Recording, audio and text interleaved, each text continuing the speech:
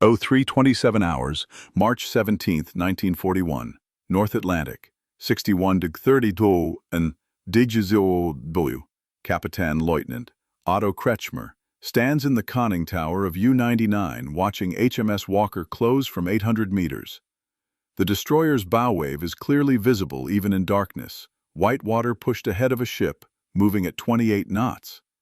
Kretschmer has been watching it for 3 minutes. In approximately 90 seconds, Walker will pass directly over U-99's position. The submarine is already diving the ballast tanks, flooding the bow, angling down at 15 degrees. Current depth 18 meters, ordered depth 80 meters, rate of descent 0.7 meters per second. Time to reach safe depth 89 seconds. The destroyer will arrive in 90 seconds. Kretschmer does the mathematics automatically. He's done these calculations hundreds of times in the 21 months since taking command of U-99. The numbers always work if you dive early enough. Start the dive at 100 meters and you're safely below the destroyer's keel before it arrives. Start at 1,000 meters and it's close but manageable. Start at 800 meters and you're gambling that the depth charges won't detonate close enough to crack your pressure hull. Kretschmer started his dive at 750 meters. This was not optimal. He drops through the conning tower hatch, pulling it shut behind him and dogging it tight. The control room crew watches him, 21 men crowded into a space measuring 4 meters by 3 meters, all of them aware that their survival depends on reaching depth before the destroyer reaches them. Nobody speaks.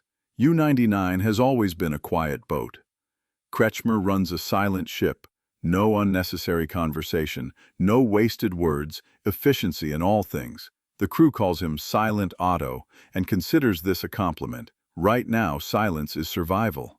At 03:28 hours, the first depth charge detonates 60 meters astern. U-99 was a Type EVB U-boat commissioned on April 18, 1940. The boat measured 66.5 meters in length, displaced 753 tons surfaced, and 857 tons submerged, and could sustain 17.2 knots on the surface using twin Aman M6V 4046 supercharged 6-cylinder diesel engines, producing 2,800 horsepower total. Submerged, the boat ran on 2 Garb Lahmeyer and Company double-acting electric motors, producing 750 horsepower, sustaining 8 knots for 4 hours or 4 knots for 48 hours before batteries required recharging. Armament consisted of 5 53.3-centimeter torpedo tubes, 4 forward, 1 aft, loaded with 14 torpedoes total. The forward tubes could fire singly or in salvos. The aft tube provided defensive capability when retreating from convoy escorts. One 8.8-centimeter deck gun with 220 rounds of ammunition allowed surface attacks on unarmed merchants when torpedoes weren't warranted. One 2-centimeter anti-aircraft gun provided minimal defense against aircraft, the emphasis on minimal. U-boats avoided aircraft when possible. Fighting them was nearly suicidal. The pressure hull consisted of rolled steel plates, 18.5 to 22 millimeters thick, providing rated safe diving depth of 100 meters and crush depth, the point where water pressure exceeded structural integrity, and the hull imploded, of approximately 250 meters. These numbers represented theoretical maximums.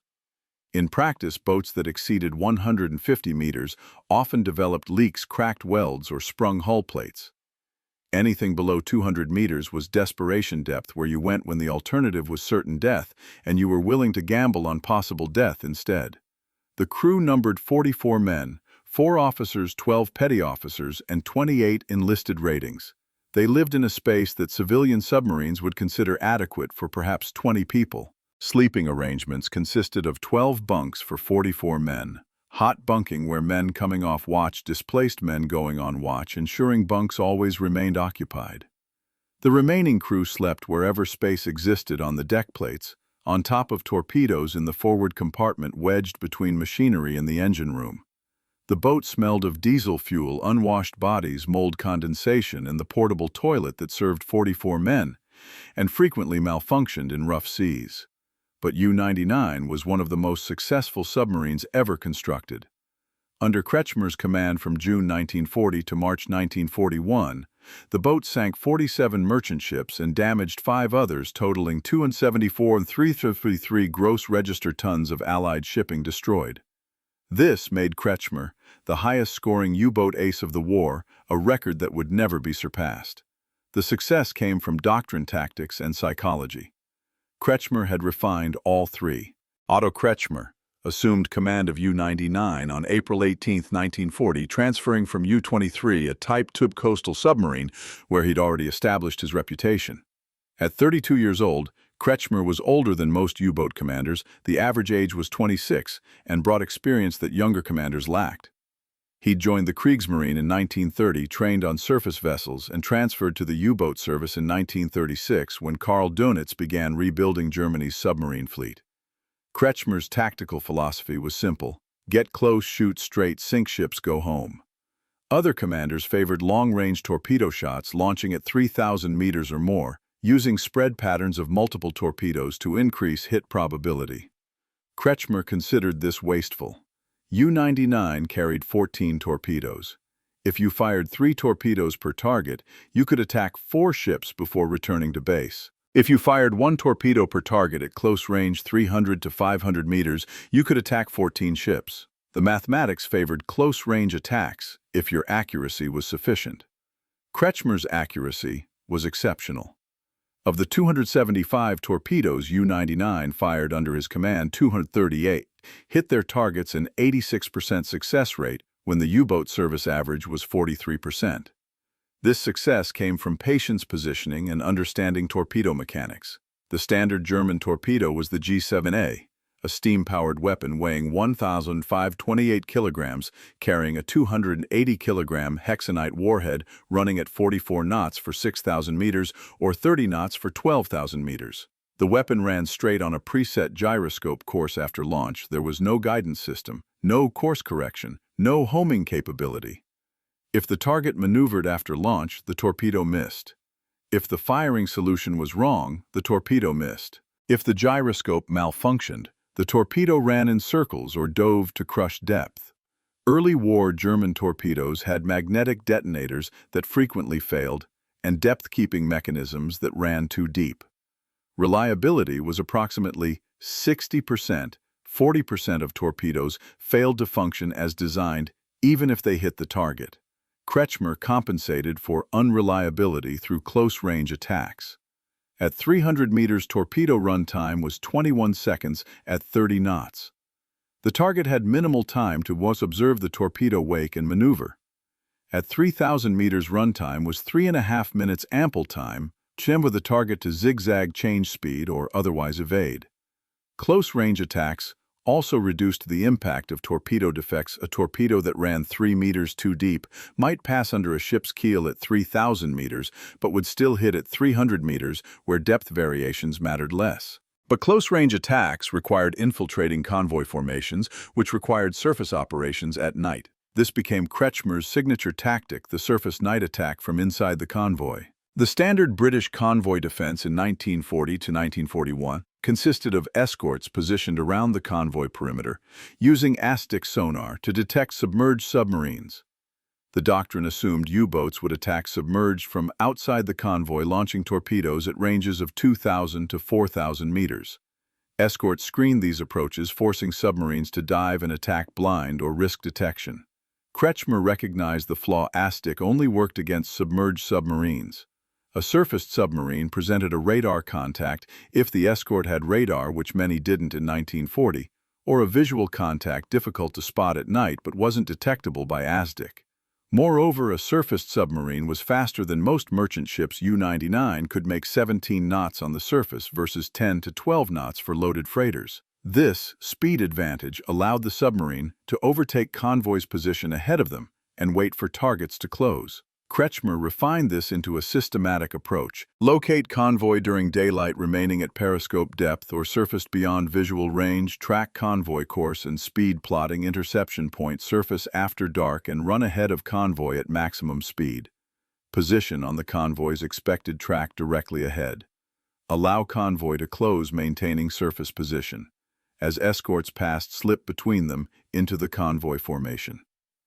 Once inside the formation, select targets methodically. Fire single torpedoes at close range, 300 to 500 meters. Remain on surface, reload. Torpedoes attack, additional targets, exit convoy, when torpedoes exhausted or escorts responding. This tactic worked because it violated British expectations. Escorts expected submarines to attack from outside the convoy. They positioned themselves accordingly, scanning outward with eye stick.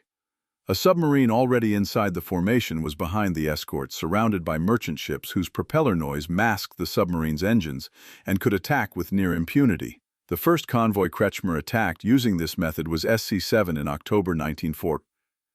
The convoy consisted of 35 merchant ships escorted by 2 sloops and 2 corvettes, inadequate protection, but typical for 1940. Over 2 nights, U-99 penetrated the formation repeatedly, sinking 7 ships totaling 50,340 tons.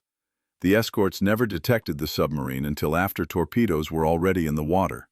Convoy HX-79 followed 11 days later. U-99 sank 6 ships totaling 42,348 tons. Again, the escorts failed to detect the submarine before attacks occurred. The Royal Navy began referring to Kretschmer as the Ghost because his attacks seemed to materialize from nowhere. U-99's crew learned to operate with mechanical precision. A typical attack sequence began when Kretschmer identified a target from the conning tower. He'd observe the ship through binoculars, determining size, speed, and angle, then call down to the control room. Target bearing 045, range 800 meters, angle on the bow 30 degrees, right speed 8 knots.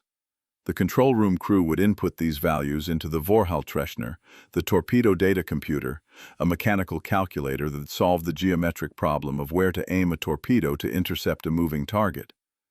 The computer output a firing solution: torpedo gyro angle time, to impact probability of hit. Kretschmer would verify the solution, make adjustments based on experience. He trusted his judgment more than the computer. Then order, tube 1 ready, stand by. The torpedo crew in the forward compartment would open the outer torpedo tube door, flooding the tube with seawater. The torpedo was already loaded, set to run at 3 meters depth for 3,000 meters at 30 knots. The gyroscope had been spinning for the past hour, maintaining stable reference. Tube 1, fire. The torpedo mate would press the firing button, sending compressed air at 15 bar pressure into the tube, ejecting the torpedo and simultaneously flooding a compensating tank to maintain trim as 1.5 tons left the boat. The torpedo entered the water. Its engine started, the propellers engaged, the gyroscope maintained course. From firing to impact at 300 meters, 21 seconds. Kretschmer would watch through binoculars, counting 18, 19, 20, 21. At 21 seconds, the torpedo either hit or it missed. A hit produced a distinctive sound, metal tearing, then a deep whump as the warhead detonated. A miss meant silence, or sometimes the sound of the torpedo hitting something else or detonating at the end of its run, or nothing at all. When hits occurred, Kretschmer would note the result in his log. Tube 1 hit amidships, ship settling by stern sinking. Then he'd select the next target. The torpedo crew would reload Tube 1, a process taking 8 minutes with an experienced crew. U-99's crew could reload in 6 minutes. Between October 1940 and March 1941, this sequence repeated 275 times across 17 patrols. The crew achieved mechanical efficiency that bordered on automatism. Men moved without orders, anticipating requirements, executing tasks that had become muscle memory. The boat operated with near-silence hand signals instead of voice commands, felt slippers instead of boots on the deck plates, tools wrapped in cloth to prevent metallic sounds. Silent Otto ran a silent boat, and the silence kept them alive. The log from U-99's 10th Patrol, February 22 to March 7, 1941, documented the apex of Kretschmer's career. The patrol began from Lorient on the French Atlantic coast. The U-boat base established after France's surrender allowed German submarines to operate 450 nautical miles closer to the convoy routes than bases in Germany.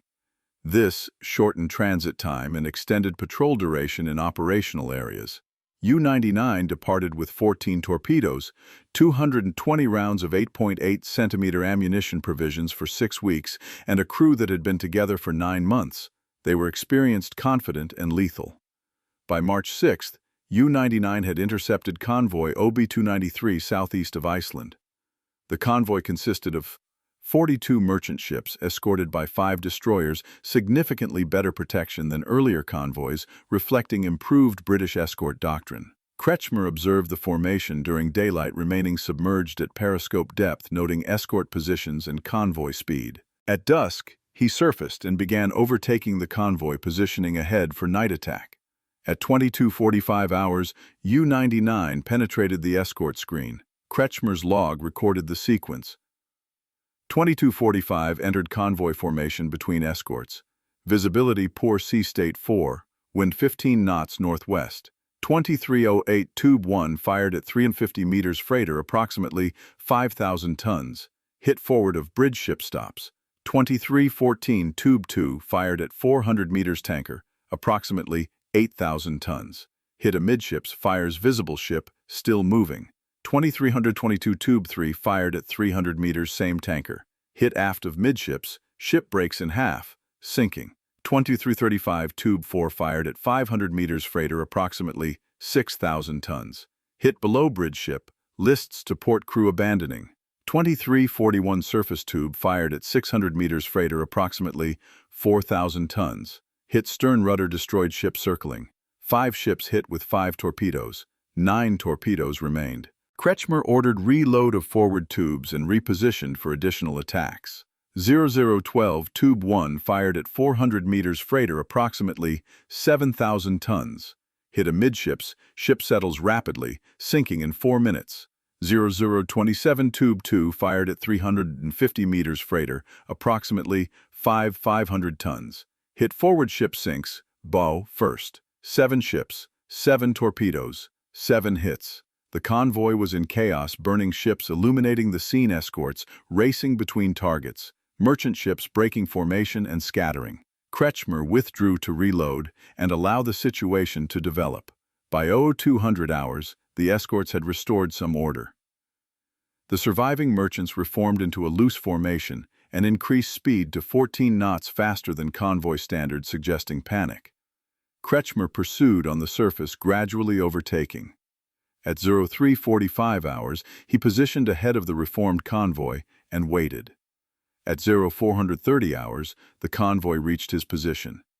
He penetrated the formation again. 0447 Tube 3 fired at 300 meters, tanker approximately 10,000 tons. Hit portside, fires erupt across deck, ship still underway. 53 Tube 4 fired at 250 meters, same tanker. Hit portside, aft ship explodes, sinking. 508 surface tube fired at 400 meters, freighter approximately 6,000 tons. Hit amidships, ship stops, listing heavily. 3 more ships, 10 torpedoes expended, 4 remaining. Kretschmer withdrew again.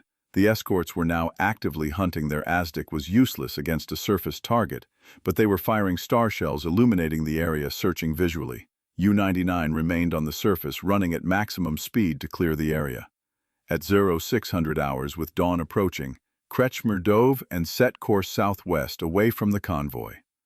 The patrol summary listed 10 ships sunk, totaling 56,000 tons. All 10 ships were hit with single torpedoes at ranges under 600 meters. 0 torpedoes missed. The success rate was 100%. By March 1941, the Admiralty in London understood they had a serious problem. Convoy losses had reached unsustainable levels. In March alone, U-boats sank 71 ships, totaling 350,000 tons. Kretschmer personally accounted for 16% of that total. The Western Approaches Command, responsible for convoy defense, recognized that a single U-boat commander was inflicting strategic damage. They needed to kill him. But finding one submarine in the North Atlantic was mathematically improbable. The operational area covered approximately 3 million square nautical miles. A submarine on the surface presented a visual target visible for perhaps 10 nautical miles in daylight, less at night. A submerged submarine was invisible except to ASDIC at ranges under 2,000 meters. The ocean was vast, submarines were small, and escorts were too few. The solution was intelligence. British codebreakers at Bletchley Park had partially broken German naval Enigma codes by March 1941. Not completely, but enough to read perhaps 40% of U-boat radio traffic with delays of 12 to 36 hours. This allowed the Admiralty to route convoys away from known U-boat concentrations and to position escort groups where submarines were likely to operate. But intelligence was incomplete. German submarines maintained radio silence while attacking, transmitting only after breaking contact to report results to BDU, Befehlshaber der U-Boote U-Boat Command in Paris. This meant the Admiralty knew where submarines had been but not where they were going. Predicting Kretschmer's position required understanding his tactics, and understanding his tactics required analyzing his attack patterns.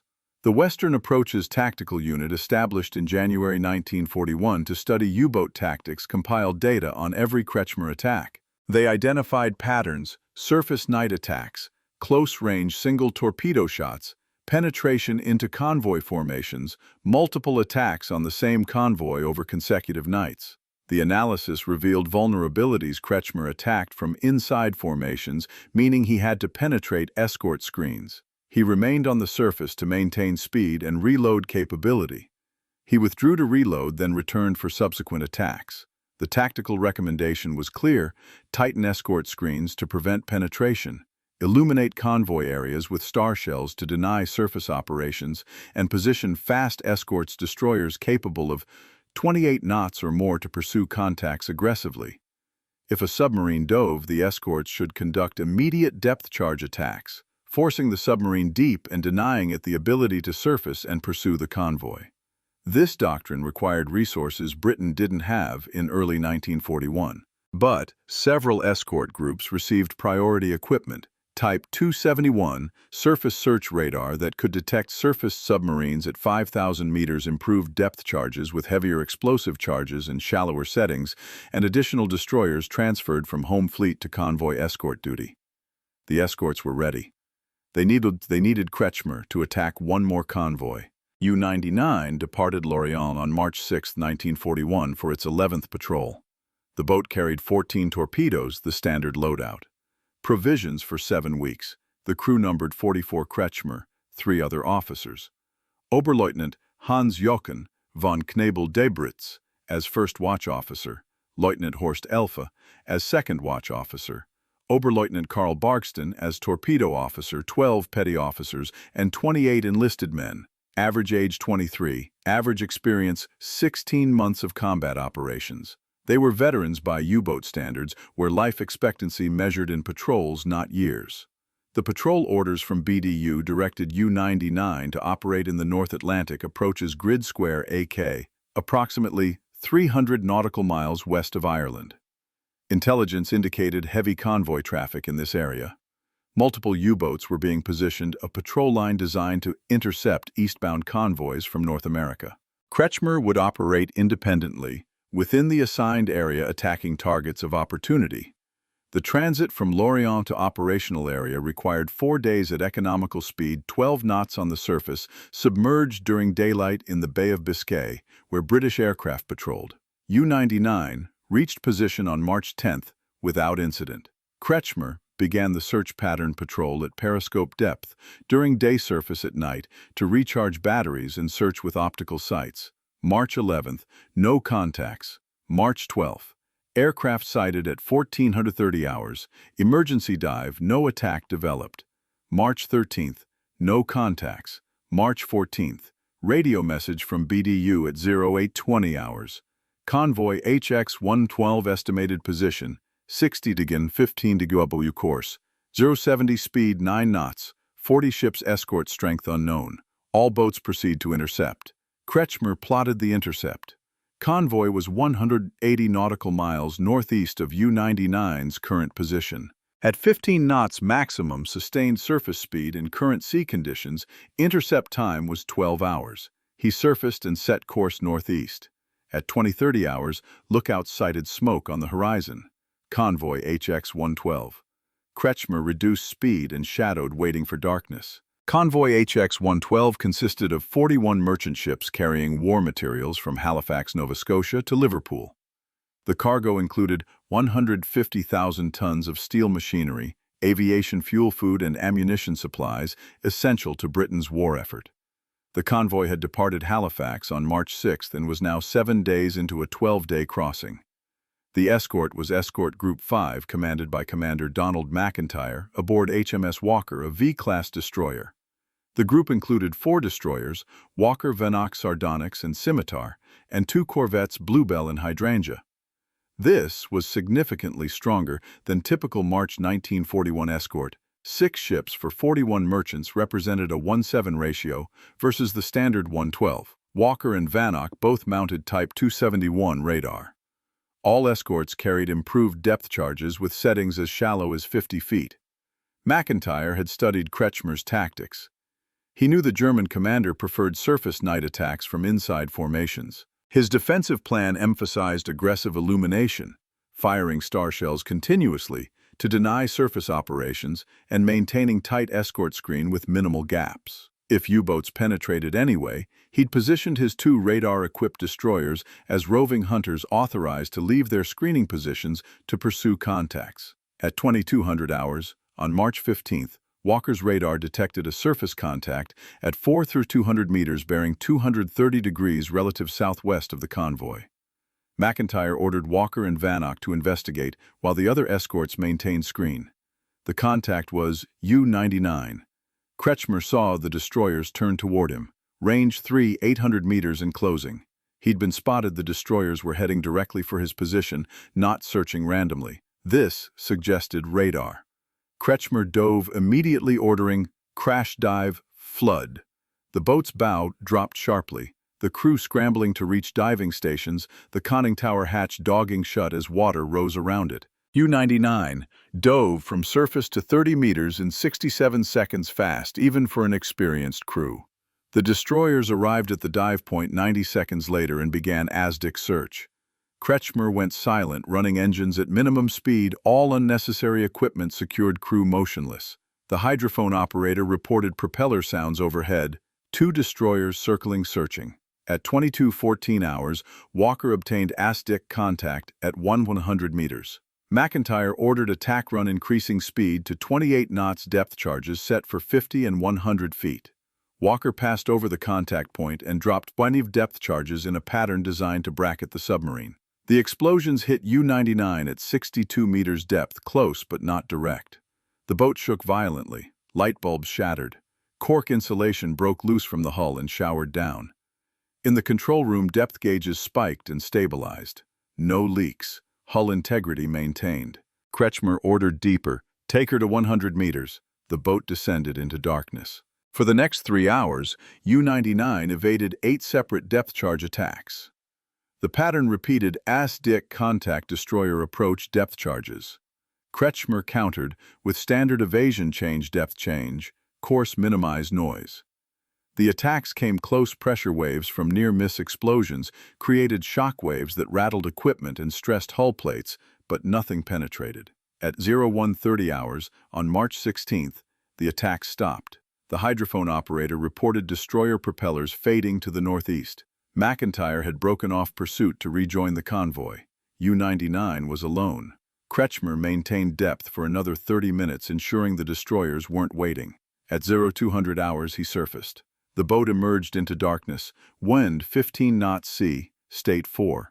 The conning tower crew scrambled up, scanning for threats. The horizon was empty. The convoy was 60 nautical miles northeast, its smoke visible against the night sky. Kretschmer set course northeast, maximum speed.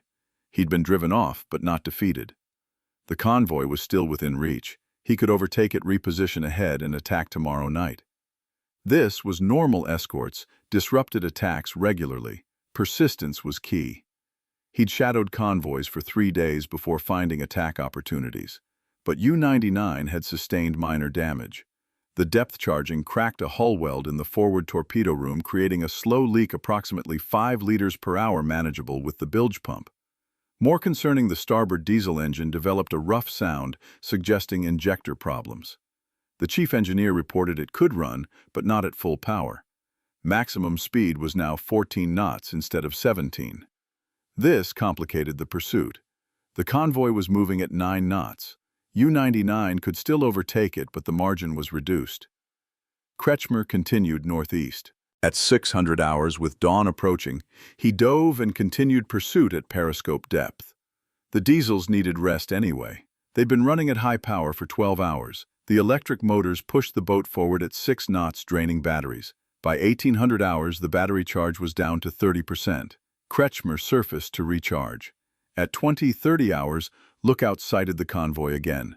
Distance 28 nautical miles. But something had changed. The convoy had altered course. Instead of maintaining 070 degrees east-northeast, it was now heading 90 degrees due east. This suggested they knew a submarine was shadowing and had maneuvered to complicate intercept. Kretschmer adjusted course to 90 degrees and increased speed to 14 knots. He'd overtake slowly, positioning ahead by dawn, then submerge and wait for tomorrow night's attack.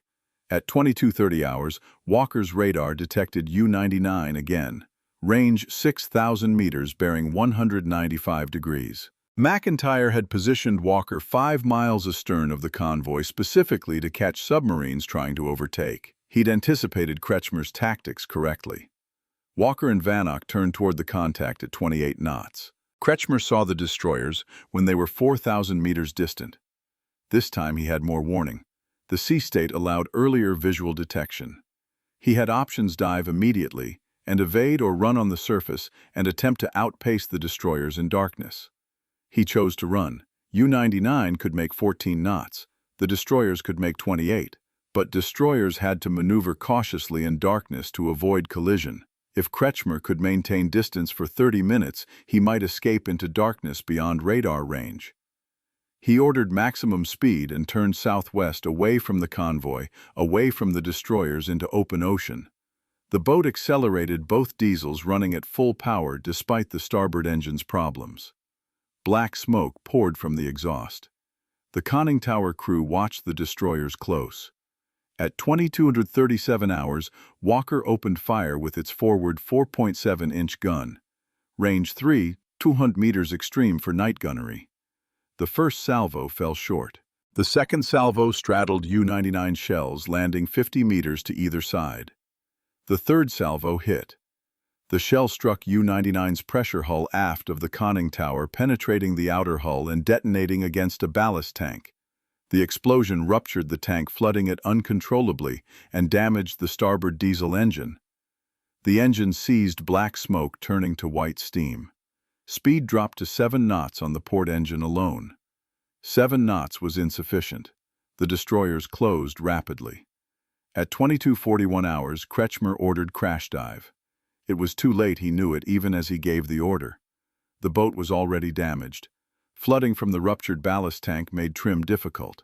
The starboard diesel was ruined. But staying on the surface meant being shelled to pieces. He had no choice. U-99 dove with both destroyers 800 meters distant and closing. At 03:27 hours on March 17th, the moment this narrative began, U-99 is at 18 meters depth, diving toward 80 meters, with HMS Walker 90 seconds from passing overhead. The depth charging begins at 03:28. Walker drops 14 depth charges set for 50, 100, and 150 feet in a full pattern designed to saturate a cylindrical volume 200 meters long and 80 meters in diameter. The charges detonate in sequence, creating overlapping pressure waves that compress and decompress the water in rhythmic pulses. Inside U-99, the crew experiences hell. The first explosion hits like a hammer blow to the entire boat. Men are thrown off their feet. Equipment tears loose. Gauges shatter. The lights go out, replaced by emergency lighting that casts red shadows. The second explosion cracks a weld in the control room, spraying seawater under high pressure. The third explosion ruptures the forward torpedo room hatch seal, flooding the compartment. Kretschmer orders all stop silent running. The boat hangs in the water at 72 meters, slowly sinking as flooding adds weight. The damage control parties work frantically to shore up the leaks, but there are too many. Water pours in from 6 separate hull breaches. The bilge pumps can't keep pace. At 03:32 hours, Vannock begins its attack run. 10 more depth charges explode around U-99.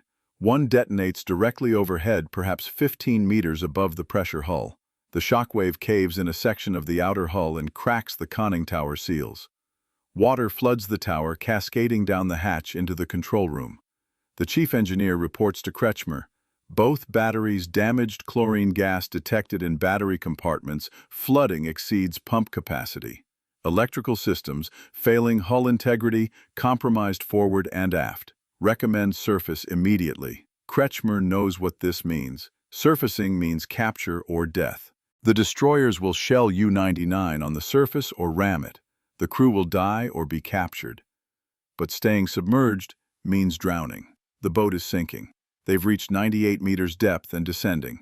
Crush depth is 250 meters, but structural damage means they'll implode much earlier, probably at 180 meters. Current depth 103 meters. Rate of descent 1.2 meters per second. Time remaining until implosion approximately 63 seconds. At 03:34 hours, Kretschmer gives the order, surface the boat, prepare to abandon ship. The ballast tanks blow with compressed air at 200 bar, forcing water out and replacing it with air. U-99 rises from 108 meters, the deepest it reached, accelerating upward. The boat breaks surface at 03:35 hours, 47 meters from HMS Walker. The destroyer's deck lights illuminate the scene. U-99 wallows in moderate seas, listing 15 degrees to port down, by the stern clearly sinking.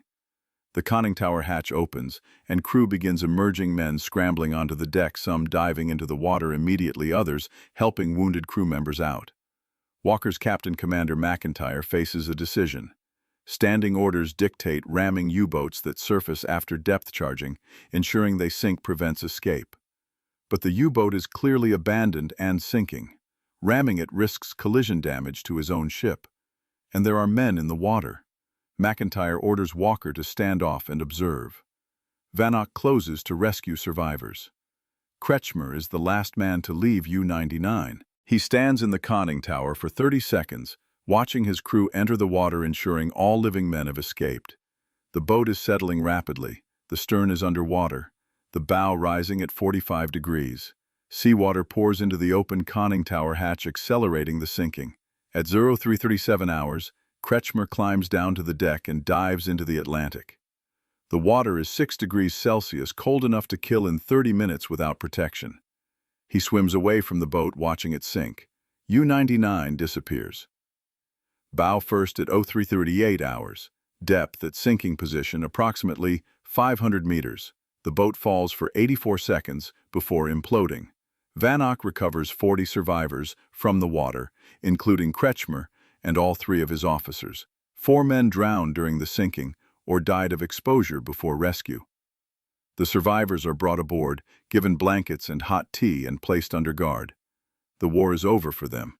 The interrogation of Otto Kretschmer at the London cage, the British POW interrogation center, lasted 3 weeks. The interrogators wanted to understand his tactics, his communication procedures, his knowledge of British convoy routes and escort doctrine. Kretschmer provided his name, rank, and serial number as required by the Geneva Convention. Beyond that, he said very little. Silent Otto remained silent, but the interrogators didn't need his cooperation. They had U-99's log recovered from Kretschmer's clothes. When he was pulled from the water, he'd kept it with him during the sinking, wrapped in oilcloth. The log documented every patrol, every attack, every torpedo fired.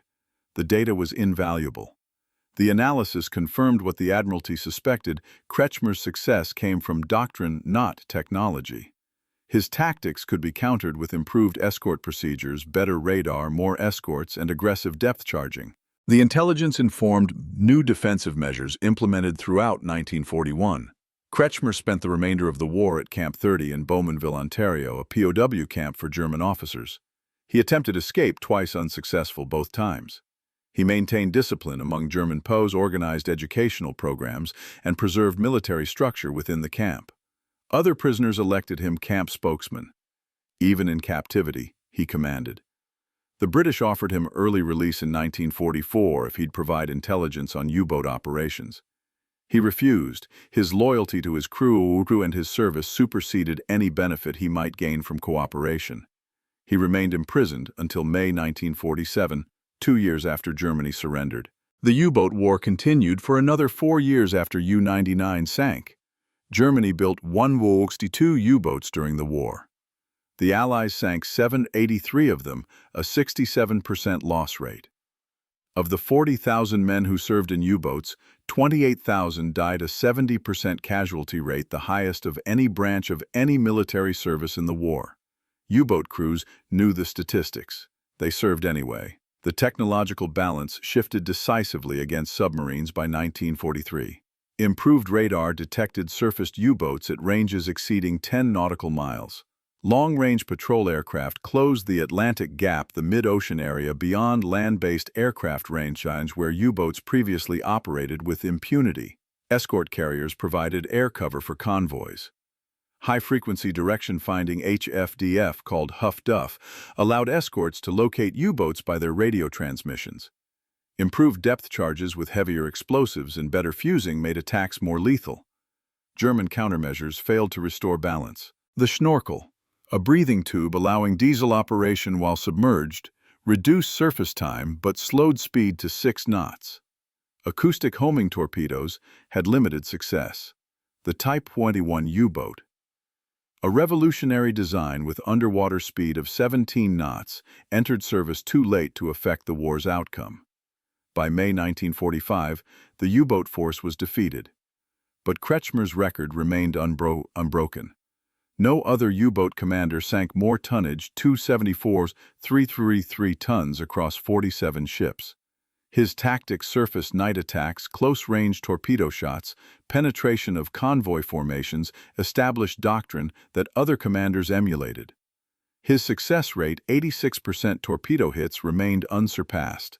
And his survival until March 1941 was remarkable, when most U-boat aces died within 12 months of achieving success. Otto Kretschmer returned to Germany in 1947. He was 39 years old, a veteran of 6 years of war and unemployed. Germany lay in ruins. The Navy didn't exist. His expertise in submarine operations had no peacetime application. He worked various jobs: translator, shipyard foreman, factory supervisor.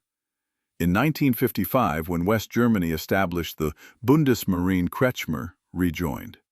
The new Navy needed experienced officers who understood naval warfare. His U-boat background was initially controversial. Some politicians argued that U-boat aces shouldn't serve in a defensive force. But practical necessity overcame ideology. Kretschmer rose to Conter-Admiral, Rear Admiral, before retiring in 1970. He died on August 5, 1998, at age 90.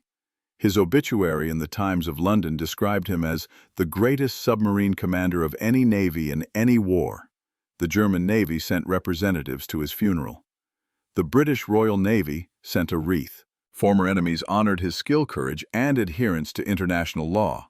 Kretschmer never attacked hospital ships, lifeboats, or survivors in the water. He fought a clean war within a brutal conflict. U-99 rests in 500 meters of water, 60 nautical miles west of the Hebrides Islands. The wreck has never been located. It likely sits on the bottom pressure hull, imploded debris scattered across 50 meters of seafloor. The cold water and depth have preserved the wreckage from biological degradation. The boat will remain there indefinitely, a grave for 4 men and a memorial to the 40 who survived. The convoy HX-112 reached Liverpool on March 22, 1941, with 39 of 41 ships intact. 2 ships were lost to U-boat attacks, not by U-99, but by other boats that penetrated the escort screen. The cargo, 150,000 tons of steel machinery, fuel, and food, sustained Britain's war effort through another month of siege. The convoys continued. The war continued. The mathematics of the Atlantic battle were unforgiving. Germany needed to sink 700,000 tons of Allied shipping per month to achieve strategic victory. The U-boat force achieved this rate only twice: June 1942, 702.35 tons, and November 1942, 729 on 160 tons. Allied shipbuilding capacity exceeded sinking rates by late 1942. Germany lost the mathematical race. But individual U-boats commanded by skilled captains with experienced crews achieved results that defied the statistics. U-99 under Kretschmer sank 274 tons in 9 months, equivalent to 31 Liberty ships. If Germany had 50 Kretschmers instead of 1, the Atlantic battle might have ended differently. But there was only one Kretschmer, and the Allies killed him. killed his boat, captured him, removed him from the war in March 1941 before his tactics could be fully replicated across the U-boat force. That was the strategic victory, not just sinking U-99, but removing its commander from operational service. The submarine was replaceable. The expertise wasn't. Silent Otto went silent permanently in March 1941, and the Atlantic was safer for his absence. The tin can took on the Japanese fleet and died fighting. U-99 took on the Royal Navy and died evading. Both represent the same truth: small ships crewed by skilled men can challenge superior forces, and sometimes, not always, not even usually, but sometimes they can win. And when they can lose in ways that matter, that change outcomes, that alter the mathematics of war. The last voyage of U-99 ended at 38 hours on March 17, 1941, in darkness in moderate seas 47 meters from HMS Walker. The boat sank. The crew survived. The war continued. And the legend of Silent Otto passed into history, a reminder that individual skill and tactical excellence can transcend technological limitations, but only until the enemy learns, adapts, and kills you.